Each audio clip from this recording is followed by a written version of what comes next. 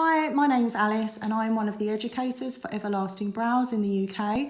Today I'm going to show you how I like to do the head strokes and the body strokes on my brow, and I'll talk a little bit through what I'm doing as I'm doing it. So I'm using the Everlasting Brows disposable tool. It's one of my favourites to use, and I'm using an number 11 slant blade.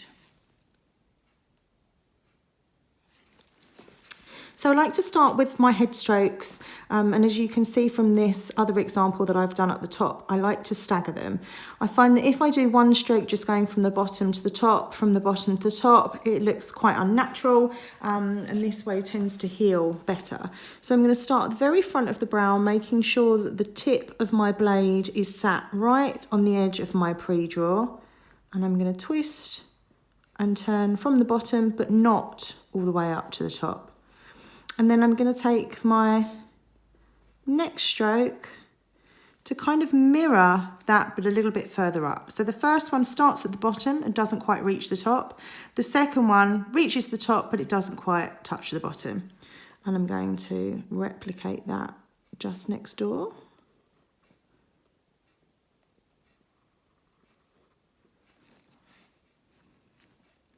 And I'm going to replicate that again, moving along. Now I normally get around 3 sets of these sisters in before I start doing my transition, and the transition is the point at which the strokes go from going upwards to going down and pointing along around the tail. So I'm just going to pop one in which is leaning over slightly further, and then one in just starting my downward trend there.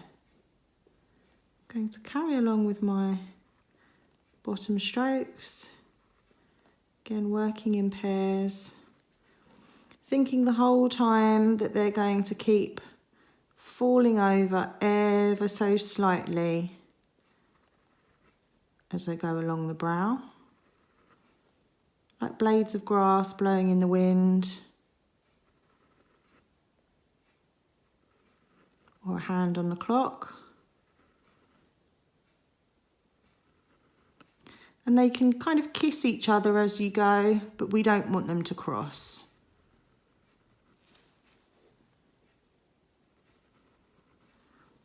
And as we work towards the tail,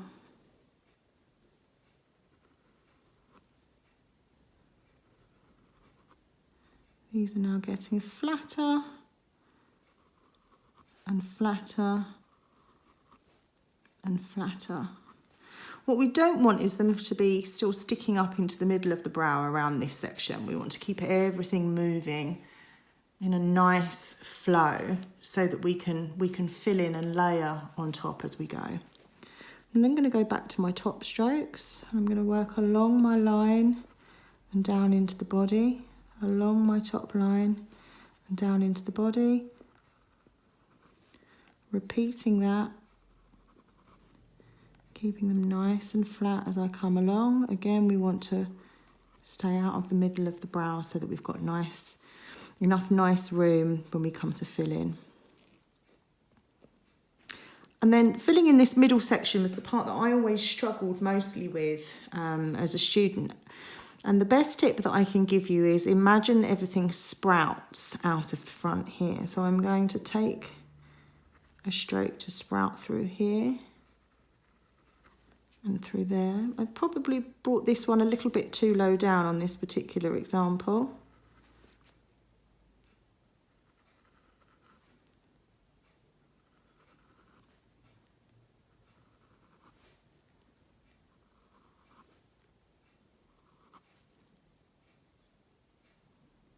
Again, we're wanting to sprout out from some of your previous strokes, from the gaps in between.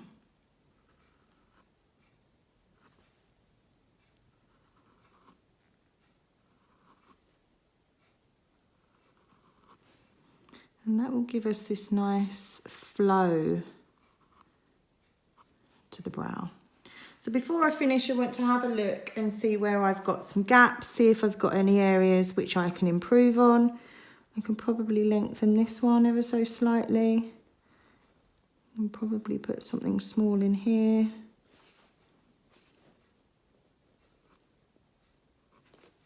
But that's a very, very quick